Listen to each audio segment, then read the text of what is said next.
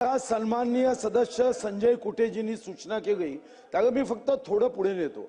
आपण पाण्याचं महत्त्व समजून सिंचन विभागाचं नाव हे जलसंपदा विभाग केलं, पाणी पुरवठा विभागाचं नाव महाराष्ट्र जीवन प्राधिकरण केलं। कारण पाण्याशिवाय ना सृष्टी आहे, पाण्याशिवाय ना मनुष्य योनी किंवा प्राणी योनी आहे।